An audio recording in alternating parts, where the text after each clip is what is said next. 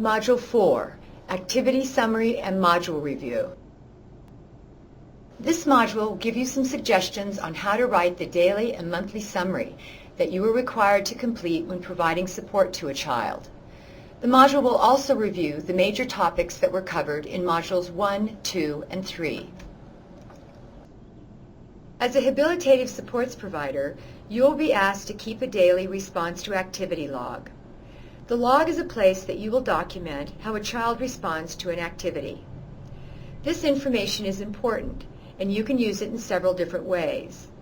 First, you can use it to note the kinds of support you provided and if, over the course of a month, there was any change to your level of support. Did you need to provide more or less support? Was the child doing something more independently? Second, you can use it to track any ongoing issues that may arise and work with your supervisor to make changes. Finally, you can use the information in the log to write the monthly summary that you are required to give to your supervisor. On this slide, you will see some tips on what and how to write your daily log and monthly summary. You will need to talk to your supervisor as to when to turn in the summary and if there is any specific information he or she is looking for. Tip number 1 is be descriptive. Don't just say, he enjoyed the activity today, but explain yourself. What did he do to make you think he enjoyed it? How long did he participate in the activity? What kinds of support helped him participate more? What kind of opportunities did he have to practice using any skills? If the child displayed an undesirable behavior, what was going on at the time? Did something change in the environment? Did the child give you any signals that things were not working for him? How did you respond? Did that work? What would you do differently next time, if anything? Next, there's a saying, little things mean a lot. The phrase may not be referring specifically to habilitative supports, but it certainly could be. So tip number 2 is, pay attention to the little things. That is, understand that small changes can be a big deal for a child with a disability. Note when a child seems to be doing something with only partial assistance, or uses a skill without prompting. Pay attention to the moments when a child has an interaction with a peer, and what that looked like. Think about how focused a child was during an activity, or how his energy levels seemed to improve over time. A child's participation and reaction to an activity has a lot to do with you. There are things that you will do, like adapt materials and facilitate interactions, that can make or break the experience for a child. So tip number 3 is, think about your role in an activity. What do you want your supervisor and the child's family to know about your interactions with the child? Toot your own horn a bit. Were there things that you did or decisions you made that enabled the child to participate? What kinds of changes did you make to an activity? Are there things you wish you had done differently and will do in the future? On the next couple of slides, you will see samples of how Henry and Sara's support provider wrote their daily logs.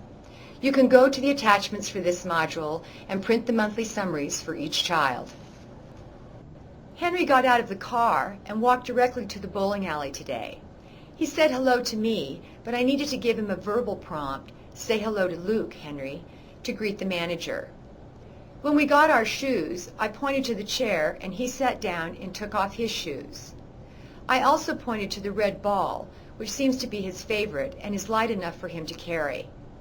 I had to give him a prompt to put the ball on the ramp. He bowled 3 games and turned around and clapped every time he threw the ball down the lane. He gave me a high five when we were walking out. We didn't go to the snack bar today because his mom was taking him to the dentist. Henry walked into the bowling alley and to the shoe counter. I had to prompt him to say hello to Luke. A couple of boys about Henry's age were bowling in the lane next to us. They looked over often and seemed interested in Henry and how he was bowling with a ramp. Possible social opportunity?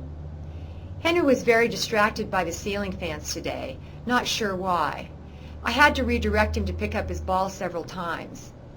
After bowling, Henry bought some fries at the snack counter.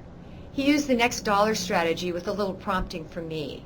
He's getting better about waiting for his change. Sara was excited to go see horses. When we arrived, I prompted her to say hello to Ben, the owner. As we started to brush the horse, he moved and startled Sara. She screamed and wanted to leave. I took her outside the stables for a few minutes so she could calm down. She was reluctant to go back in, so I gave her the choice of brushing the horse or leaving. She chose to leave. I prompted her to tell Ben goodbye, but she did not want to do anything but get into the car. We left early and will try again later this week.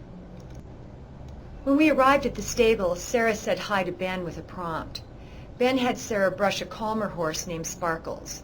We tried brushing Sparkles with my hand on Sara's. She seemed to like that and was willing to brush him for several minutes. Ben also moved Sara and Sparkles to a quieter part of the stables. This has been a big help. Sara would not feed Sparkles, but was interested when I did it to show her how to do it. I'll try again next time.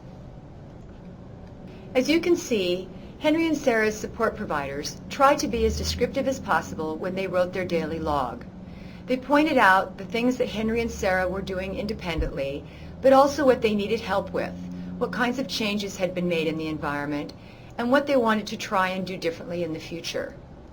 The information from your daily log should help you write your monthly summary. It should provide you with enough details that you can report on a child's experience over time. You have now completed the training to become a habilitative supports provider. Before you take the final quiz, let's take a few minutes and review some of the highlights from the modules. In Module 1, you were introduced to habilitative supports and your role as a habilitative supports provider. You learned the difference between habilitative supports, habilitative intervention, and respite care. You now understand who is eligible to receive the service and your responsibilities as a habilitative supports provider. Module 2 reviewed the history of services for people with disabilities and the laws that have been put into place to assure their rights. It told you about the role of the family in choosing community-based activities for their son or daughter and the information they will use to make that decision. You received some examples of how to plan for supporting an individual in an activity, and you learned about different kinds of adaptations and ways you might provide personal assistance to a child. In Module 3, you learned about the importance of using positive reinforcement with a child.